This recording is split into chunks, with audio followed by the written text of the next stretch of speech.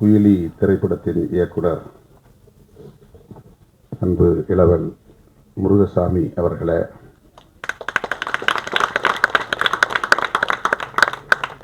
இத்திரைப்படத்தின் தயாரிப்பாளர் BM film international நிறுவனத்தின் உரிமையாளர் VV அருண்குமார் அவர்களே, இந்நிகழ்வில் பங்கேற்று வாழ்த்துரை வழங்கி அமர்ந்திருக்கிற மூத்த திரைக்கலைஞர் மதிப்பிற்குரிய திரைப்பட தயாரிப்பாளர் மதிப்பிற்குரிய அண்ணன் K. ராஜன் அவர்களே, இயக்குனர் பாலாஜி சக்திவேல் அவர்களே, இயக்குனர் ஸ்ரீஜா அவர்களே, குயிலியாக இந்த திரைப்படத்தில் நடித்திருக்கிற அன்பு சகோதரி லிசி ஆண்டனி அவர்களே, இசையமைப்பாளர் ஜூ ஸ்மித் அவர்களே, நடிகர் ஹீரோ தெரியுமா, ஹீரோ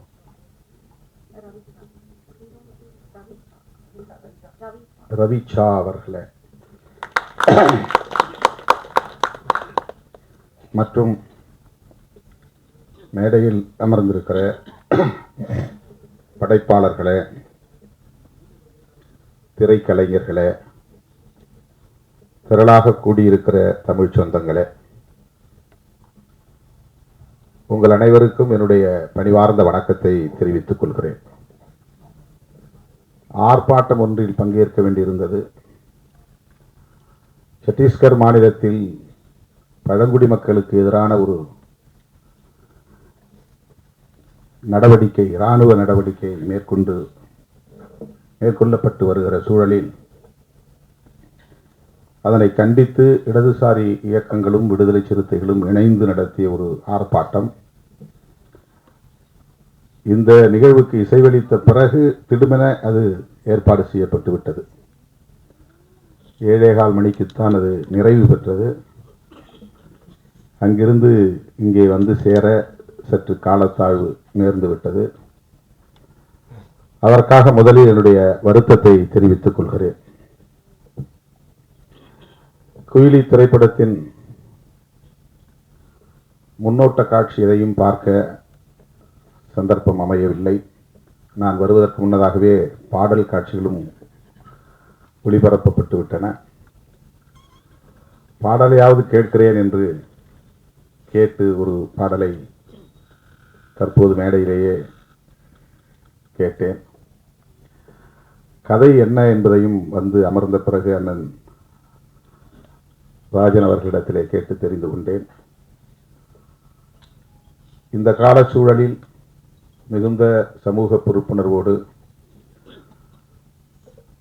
மதுவுக்கு எதிராக ஒரு திரைப்படம் எடுக்கிற துணிச்சல் இயக்குனர் முருகசாமி அவர்களுக்கும் தயாரிப்பாளர் அருண்குமார் அவர்களுக்கும் வந்திருக்கிறது என்பதே பாராட்டுதலுக்குரியது. நான் நெஞ்சார பாராட்டுகிறேன், வாழ்த்துகிறேன்.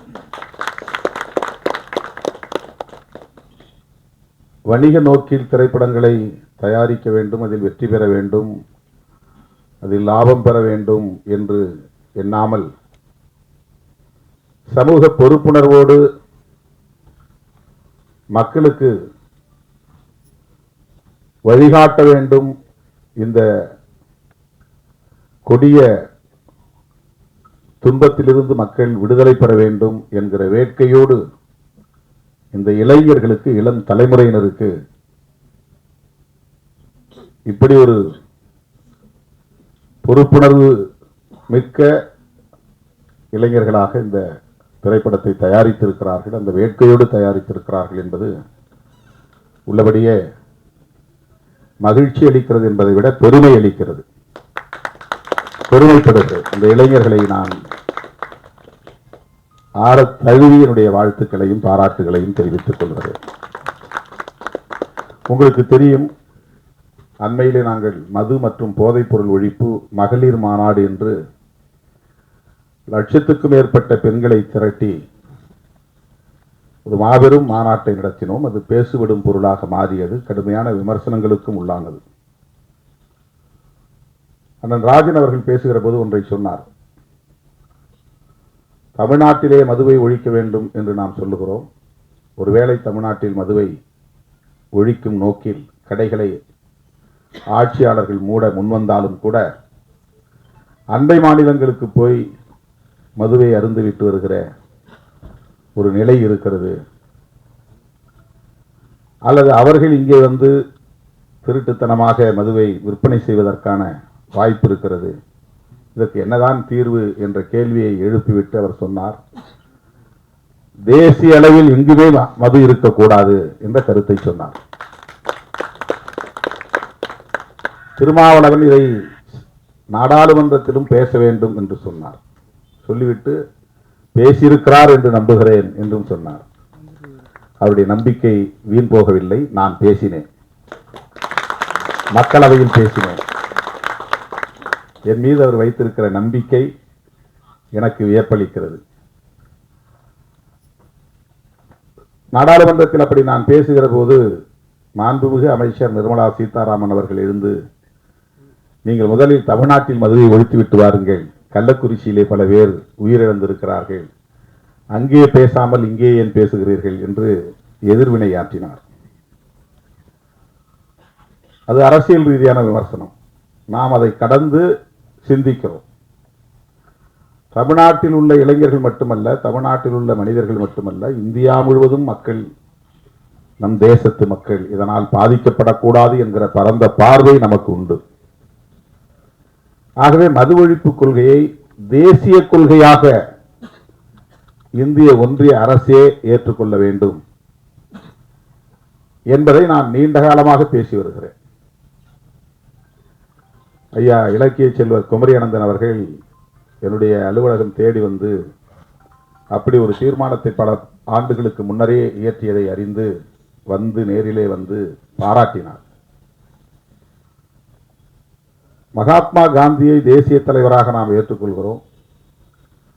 அவருடைய திருவுருவ படங்களை ரூபாய் நோட்டிலும் தவறாமல் அச்சிடுகிறோம். அவருடைய கொள்கைகள்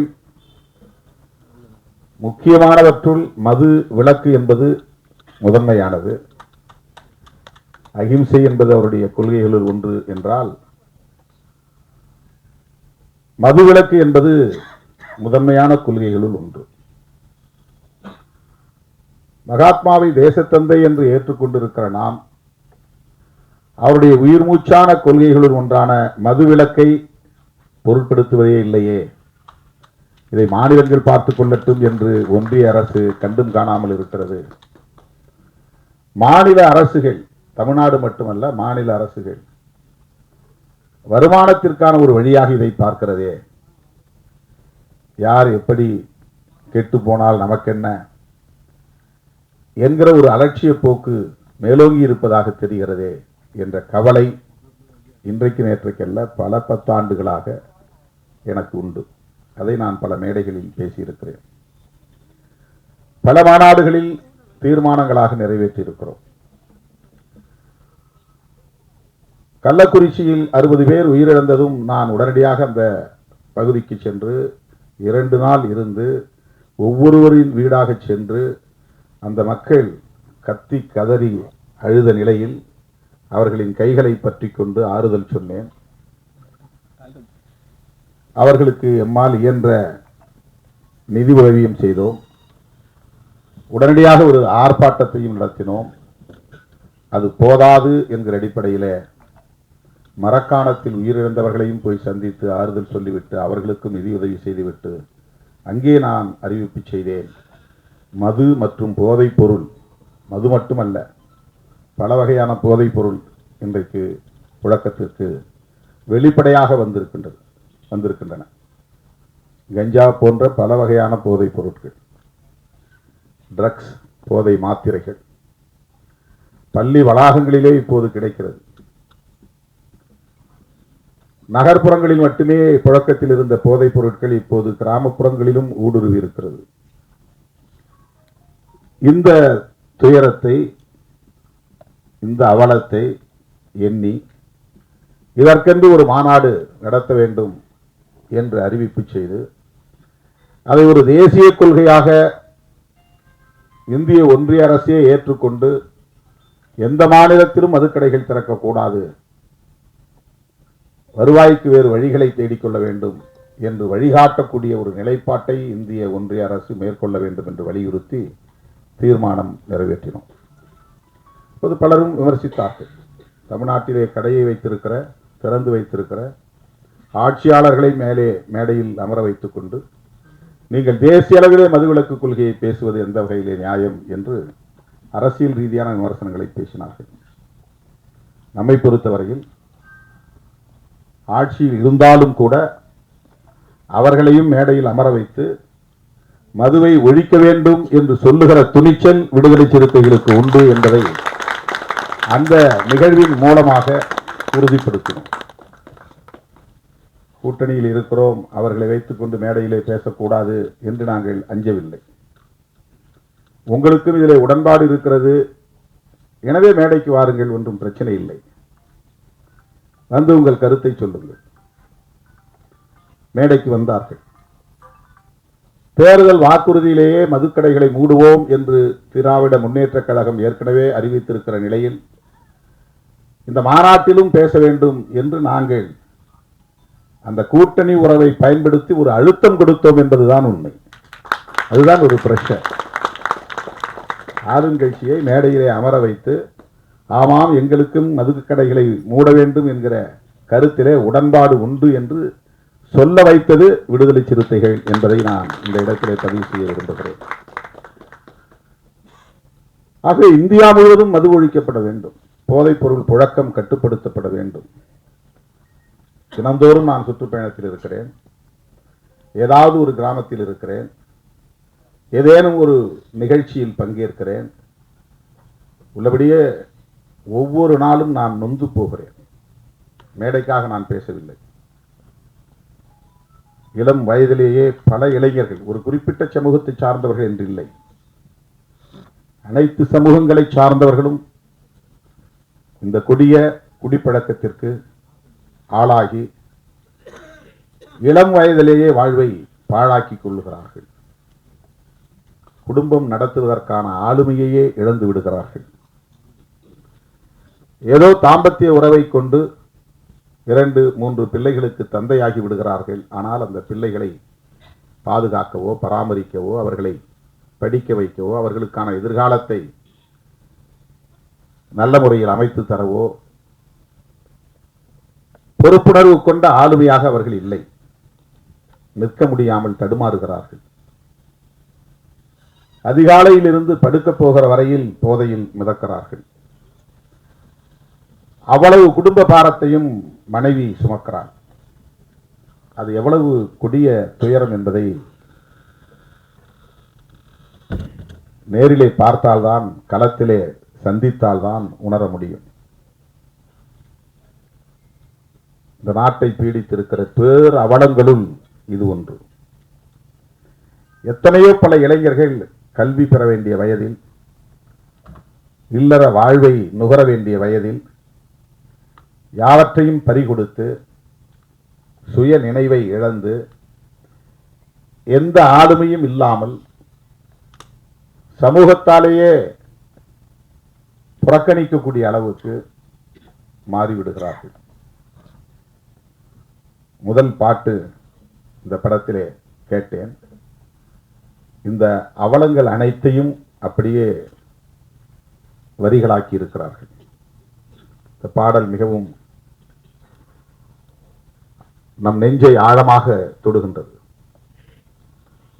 மிக மிக இன்றியமையாத ஒரு பாடல். எல்லா கிராமங்களிலும் கட்டாயமாக போட்டு காட்ட வேண்டிய ஒரு பாடல்.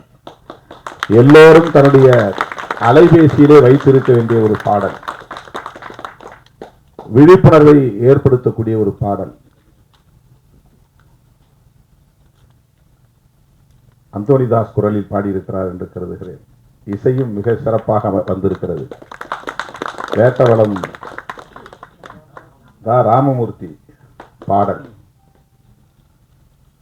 அவ்வளவு யதார்த்தமாக அந்த துயரங்களை காட்சிப்படுத்தி இருக்கிறார்கள், வரிகளுக்குள் கொண்டு வந்திருக்கிறார்கள். தோழர்களே, நாம் ஒவ்வொருவருக்கும் இதில் பொறுப்பு இருக்கிறது. இந்த ஆட்சி அந்த ஆட்சி என்று நாம் இதில் அரசியலை நுழைத்து மதிப்பீடு செய்ய தேவையில்லை. அண்ணன் ராஜன் அவர்கள் ஒன்றை என் காதோரம் வந்து ஆலோசனையாக சொன்னார். தம்பி, இந்த கடைகளை எல்லாம் மூடிவிட்டு மணல் குவாரி, கல் குவாரி போன்றவற்றை அரசாங்கமே எடுத்து நடத்தினால் இதில் வரக்கூடிய வருமானம் அதில் வராதா? இதையெல்லாம் நீங்கள் ஆட்சியாளர்களுக்கு சொல்லலாமே என்று சொன்னார். அவருக்கு எந்த அளவுக்கு இதிலே ஒரு பொறுப்பு இருக்கிறது என்பதை என்னால் உணர முடிகிறது.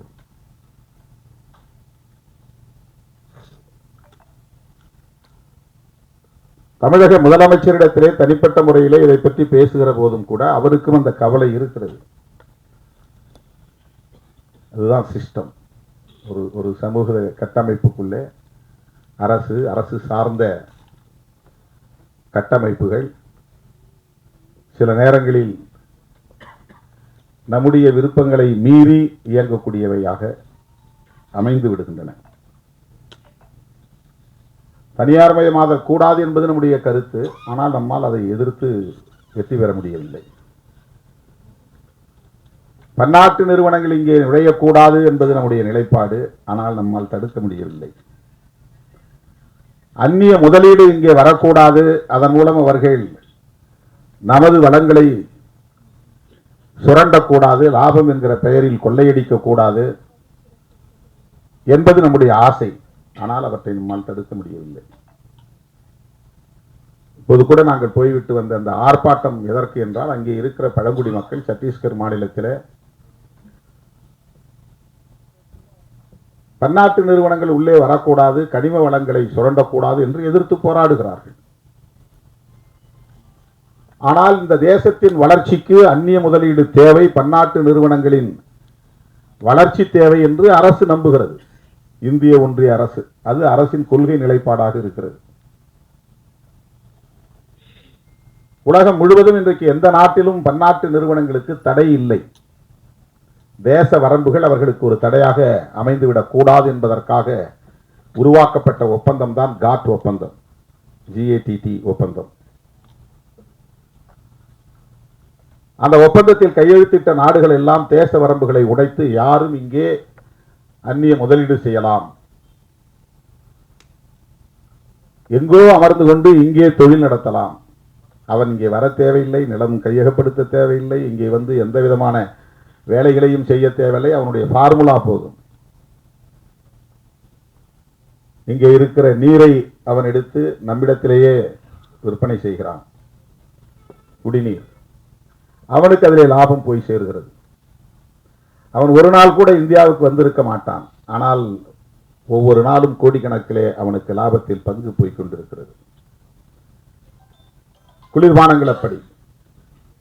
எல்லா விதமான தொழில்களும் அவன் நாட்டில் செய்தால் அந்த கழிவை அவன் மண்ணில் போய் சேர்க்க வேண்டும். அதனால் மண் நஞ்சாகும், குடிநீர் நஞ்சாகும், காற்று நஞ்சாகும் என்று அஞ்சுகிறான். இந்தியா போன்ற மூன்றாவது உலக நாடுகளில் அவன் கழிவை கொட்டுகிற குப்பை தொட்டியாக மாற்றிக் கொண்டிருக்கிறான். அதற்கு உலகமயமாதல் கொள்கை வழிவகுத்திருக்கிறது. உலகமயமாதல், தாராளமயமாதல், தனியார்மயமாதல் என்கிற கொள்கைகளை 90களில் நாம் கடுமையாக எதிர்த்தோம். இப்போது பேசவே நாம் தயங்குகிறோம், பேசுவதே இல்லை. இறால் வளர்ப்பை கடுமையாக எதிர்த்தோம் ஒரு காலகட்டத்தில். இப்போது இறால் வளர்ப்பு மிக ஜோராக நடைபெற்றுக் கொண்டிருக்கிறது. நம்மால் எதிர்க்க முடியவில்லை. தனியார் துறைகளில் இடஒதுக்கீடு வேண்டும் என்று கோரிக்கையை மாற்றிக்கொண்டோம். தனியார் மயமாதலே வேண்டாம் என்று சொன்ன நிலை மாறி இப்போது தனியார் துறைகளில் வேலை வாய்ப்பு வேண்டும், அதற்கு இடஒதுக்கீடு வேண்டும் என்று நமது கோரிக்கையை மாற்றிக்கொண்டோம். இப்படி நம் விருப்பத்திற்கு மாறாக மது ஆலைகள் ஆங்காங்கே நிறுவப்பட்டு விட்டன. மது உற்பத்தி ஆலைகள், அது கோடிக்கணக்கிலே முதலீடு செய்யப்பட்டவை. அதில் பல்லாயிரக்கணக்கானவர்கள் வேலை செய்கிறார்கள். அதற்கான மூலப்பொருளை தருவதற்கு சர்க்கரை ஆலைகள் மொலாசஸ் தயாரிக்கின்றன. இந்த மொலாசஸை எப்படி அவர்கள் விநியோகம் செய்வது, விற்பனை செய்வது? அதை வாங்குவதற்கு மது ஆலைகள் தேவை. மது கடைகளை மூடுவது என்பது மட்டுமே வேலை திட்டம் அல்ல. அதற்கு பின்னால் இவ்வளவு பெரிய பரப்பு இருக்கிறது. மது ஆலைகளையும் மூட வேண்டும், அதை விநியோகம் செய்கிற நிறுவனங்களையும் மூட வேண்டும். அதற்காக ஆயிரக்கணக்கான கோடிகளை முதலீடு செய்திருக்கிறார்கள். அவ்வளவு முதலீடுகளையும் நிறுத்த வேண்டும். அதனால் ஏற்படுகிற இழப்பை சந்திக்க வேண்டும். இப்படி இந்த சிஸ்டம் ஆக்டோபஸ் கால்களாக விரவி பரவி கிடக்கின்றன. உயர் தொழில்நுட்ப கருவிகளை அயல்நாடுகளில் இருந்து இறக்குமதி செய்து மல்டி ஸ்பெஷாலிட்டி ஹாஸ்பிட்டல் மருத்துவமனைகளே வந்து எஸ்டாப்ளிஷ் செய்கிறார்கள், நிறுவுகிறார்கள், இன்ஸ்டாலேஷன் பண்ணுகிறார்கள். அது கோடிக்கணக்கிலே மதிப்பீடு, 5 கோடி 10 கோடி. அதை வெறுமன மூடி வைத்திருக்க முடியாது. தினந்தோறும் அது இயங்க வேண்டும். இல்லை என்றால் அது பழுதாகிவிடும். தினந்தோறும் அது இயங்க வேண்டும். ஆனால் அதற்கு வேலையாட்கள் தேவை. வேலையாட்கள் என்றால் அவர்களுக்கு சம்பளம் தர வேண்டும்.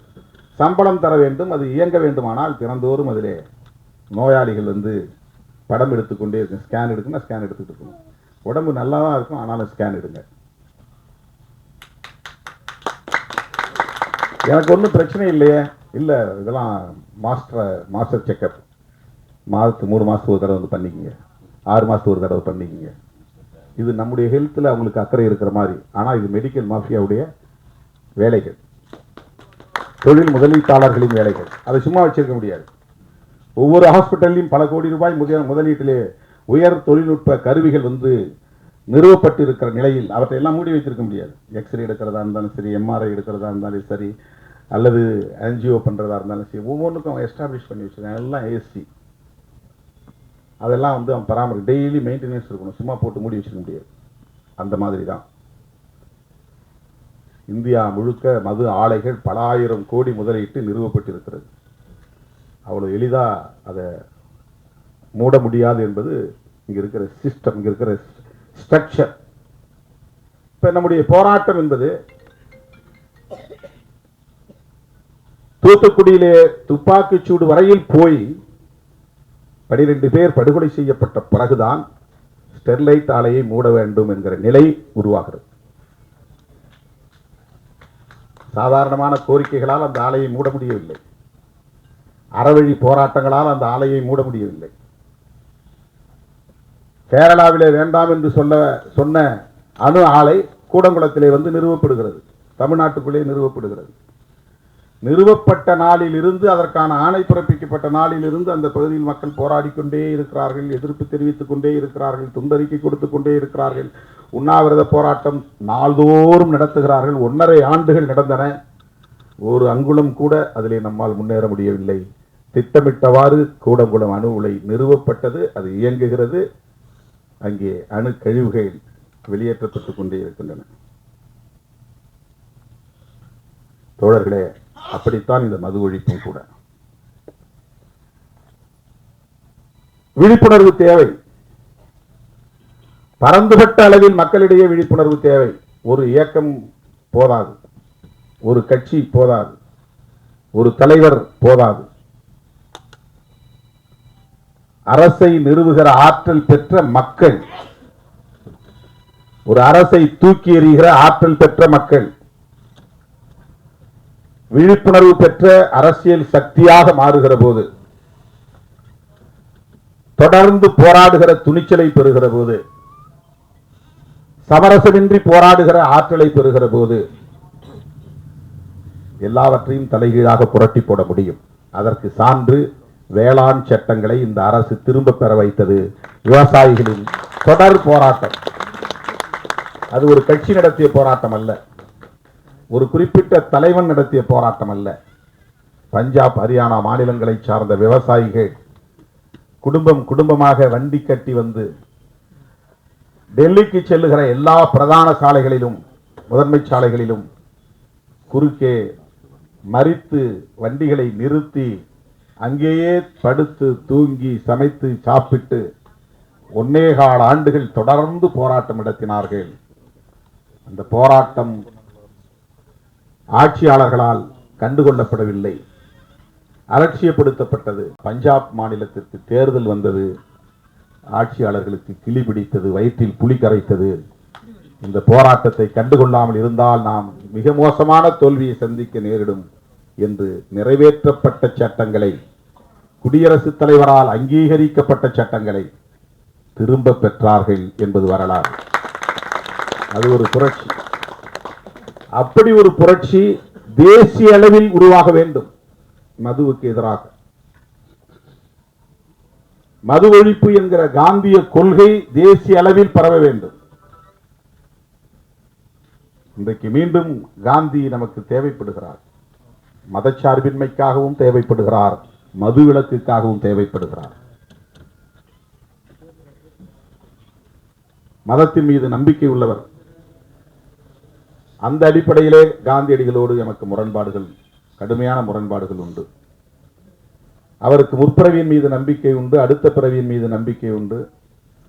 இந்த சாதிய கட்டமைப்பே இறைவனால் உருவாக்கப்பட்டதுதான் என்கிற நம்பிக்கை உண்டு. தீண்டாமை மட்டும் கூடாது என்று சொன்னார். அப்படி சொன்ன கருத்துக்களிலே நமக்கு முரண்பாடு உண்டு. ஆனால் உருவாகி இருக்கிற இந்த புதிய அரசு, வெள்ளையன் வெளியேறிய பிறகு நாம் உருவாக்கி இருக்கிற இந்த புதிய அரசு மதசார்பற்ற அரசாக இருக்க வேண்டும் என்பதிலே உறுதியாக இருந்தார். அதனால்தான் காந்தியடிகள் கொல்லப்பட்டார். அவர் இறை நம்பிக்கை உள்ளவர், கடவுள் மறுப்பாளர் அல்ல. பெரியாரை போல கடவுளை மறுத்து பேசியவர் அல்ல. அவர் மத நம்பிக்கையாளர். புரட்சியாளர் அம்பேத்கர் அவர்களைப் போல இந்து மதத்தை விமர்சித்தவர் அல்ல. அடுத்த பிறவியின் மீது நம்பிக்கை உள்ளவர், புராண திருவிளையாடல்களின் மீது நம்பிக்கை உள்ளவர். அப்படிப்பட்டவரையே படுகொலை செய்தார்கள் என்றால் அதற்கு காரணம் அவருடைய மதச்சார்பின்மை என்கிற கொள்கை நிலைப்பாடுதான். அதே போல மது விலக்கு. இன்றைக்கு நாம் குயிலி திரைப்படம் எடுத்திருக்கிறோம் என்று சொன்னால், துணிந்து அதை திரைப்படமாக்கி மக்களிடத்திலே கொண்டு போய் சேர்க்க வேண்டும் என்று வந்திருக்கிறோம் என்றால், காந்தியடிகள் ஏற்படுத்திய தாக்கத்தின் விளைவு என்று இதை சொன்னால் யாரும் மறுக்க முடியாது.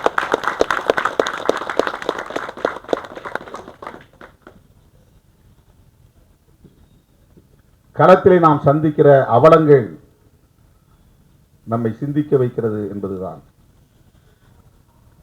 ஒவ்வொரு ஊரிலும் பிரச்சனைகளுக்கு காரணம், ஒவ்வொரு ஊரிலும் குறைந்தது 10 அல்லது 20 பேர் போதையில் இருக்கிறார்கள். சாதியின் பெயராலோ மதத்தின் பெயராலோ கலவரங்கள் மூடுவதற்கும் பெரிய வன்கொடுமைகள் வெடிப்பதற்கும் குடிப்பழக்கத்திற்கு, குடி போதைக்கு ஆளாகக்கூடியவர்களும் ஒரு காரணமாக இருக்கிறார்கள் என்பதை நம்மால் பார்க்க முடிகிறது. 1,00,000 பேர் அமர்ந்திருக்கிற ஒரு அவையில் 100 பேர் குடிபோதையிலிருந்து குழப்பத்தை ஏற்படுத்தி விடுகிறார்கள். அந்த கட்டுப்பாட்டை சீர்குலைத்து விடுகிறார்கள். இது நாட்டுக்கு கேடு. படத்தின் முதல் பாடலே அதுதான், நாட்டுக்கு கேடு, வீட்டுக்கு கேடு, அதை விட்டு தொலைப்போம் என்கிற அந்த கருத்து. தோழர்களே, இதனால் என்ன நாம் சாதிக்கப் போகிறோம் என்று கருதாமல், இது என்ன பெரிய விளைவை ஏற்படுத்திவிடப் போகிறது என்று கருதாமல், இந்த விழிப்புணர்வை இன்னும் விரிவாக்கிக் கொண்டே போக வேண்டும். சில இளைஞர்களையாவது நாம் அந்த கொடுமைக்கு ஆளாகாமல் தடுக்க முடியும், அந்த துயரத்திற்கு ஆளாகாமல் தடுக்க முடியும். இளம் தலைமுறையினரை பாதுகாக்க முடியும். ஏற்கனவே பாதிக்கப்பட்டவர்களை மீட்க வேண்டும் என்பது ஒரு புறம், புதிதாக இளைஞர்கள் அதிலே பாதிப்புக்கு உள்ளாகிவிடாமல் தடுக்க வேண்டும் என்பது இன்னொரு புறம். ஒவ்வொரு மருத்துவமனையிலும் டி அடிக்ஷன் சென்டர் இருக்க வேண்டும் இந்த மதுக்கடைகளை மூடுகிற வரையில். இது என்னுடைய கோரிக்கை. முதலமைச்சருக்கு நேரிலே போய் நான் சொன்னேன். எங்கேயாவது தேட வேண்டியிருக்குது. ஒரு ஸ்டேட்டுக்கு 2-3 தான் இருக்கு டி அடிக்ஷன் சென்டர். கவுன்சிலிங் இல்லை. எல்லா மருத்துவமனையிலும் கவுன்சிலிங் இருக்கணும்.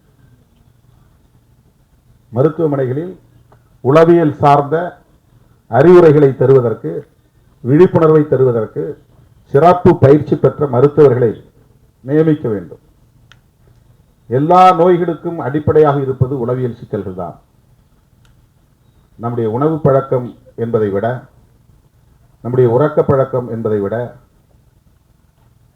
இவற்றால் ஏற்படுகிற உளவியல் சிக்கல்கள் தான் மன அழுத்தத்திற்கு காரணமாகி நோய் எதிர்ப்பு சக்தியை குறைக்கிறது.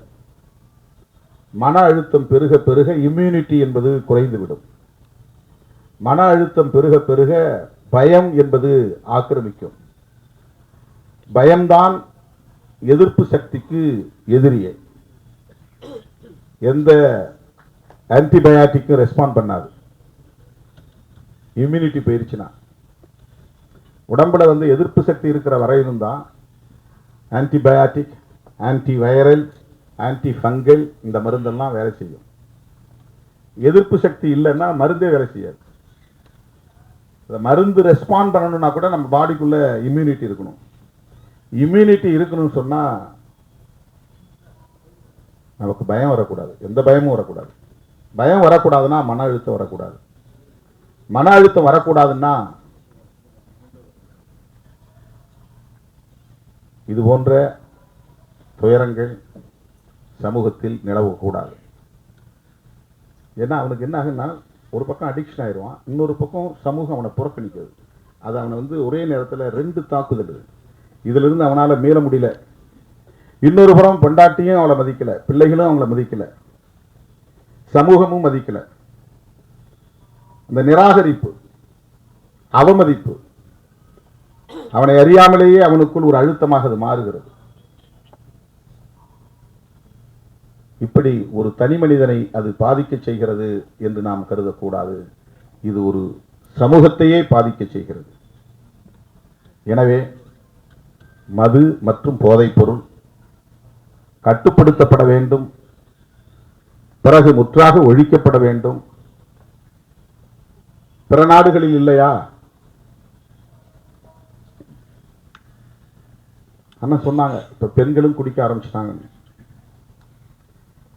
அயல் நாடுகளிலே பெண்கள் குடிக்கிறார்களே. இதுல என்னன்னா, ஹெல்த் கான்சியஸ் இல்லாதவன் குடிக்கிறதுக்கும் ஹெல்த் கான்சியஸ் உள்ளவன் குடிக்கிறதுக்கும் வேறுபாடு இருக்கு. சோசியல் ட்ரிங்க் என்கிற பெயரில் குடிக்கிறவனுக்கும்,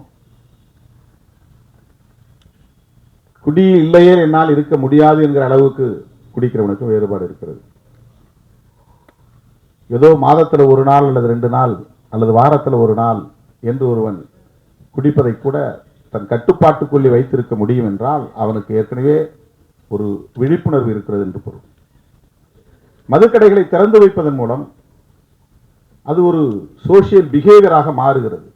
சமூகம் இப்ப அது ஒரு குற்ற உணர்வே இல்லை. முன்ன யாராவது பார்த்தா அவன் குடிகாரம் பாருன்னா அவனுக்கு ஒரு கூச்சமா இருக்கும். ஊர்ல ஒருத்தர் 2 பேர் தான் இருப்பான். இப்போ ஊர்ல 40 பேர் 50 பேர், அதனால யாருக்கும் எந்த குற்ற உணர்வும் கிடையாது. அது சாதாரணமாகிவிட்டது. பிள்ளைகளையே போய் வாங்கி வர சொல்றாங்க அப்பா அம்மா சேர்ந்து குடிக்கிறாங்க. அது நியாயப்படுத்தப்படுகிறது. அவங்க செய்யற வேலைப்பா, உடம்பு வலி, அதனால குடிச்சிட்டு படுக்கிறான். இதை சில பேர் நியாயப்படுத்துகிறார்கள். உள்ளபடி இது பெரிய அவலம், சகித்துக் கொள்ள முடியாத பேரவலம். ஒரு சமூகத்தையே முடமாக்குகிற ஒரு பேரவலம், ஒரு தேசத்தையே வீழ்த்துகிற பேரவலம். எல்லா இலவசங்களையும் நிறுத்திவிட்டு கல்வியை மட்டும் இலவசமாக தர முன்வருகிற ஒரு அரசு, அதன் மூலம் ஒரு விழிப்புணர்வை ஏற்படுத்துகிற அரசு, இது போன்ற அவலங்களையும் ஒரு முடிவுக்கு கொண்டு வரும்.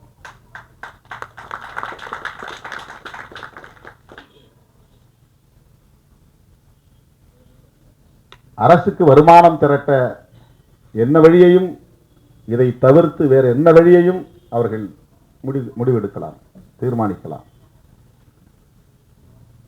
இதை வைத்து ஒரு அரசை நடத்த முடியாது. ஆண்டுக்கு 25,000 கோடி என்பது போதாது. ஆகவே இலவச திட்டங்களுக்கு இது பயன்படுகிறது என்று நியாயப்படுத்துவதும் ஏற்புடையதல்ல. இலவசங்களே வேண்டாம் என்பதுதான். எல்லா இலவச திட்டங்களையும் நிறுத்த வேண்டும். ஒட்டுமொத்த கல்வியையும் அரசே ஏற்றுக்கொள்ள வேண்டும். கல்வியை இலவசமா கொடுங்க, ஆரம்ப கல்வி முதல் ஆராய்ச்சி கல்வி வரை. இதெல்லாம் பொதுமக்களின் கோரிக்கையாக மாற வேண்டும். ஒரு தனிநபர் கோரிக்கையாக, ஒரு இயக்கத்தின் கோரிக்கையாக இருக்கிற போது ஈடுபடாது.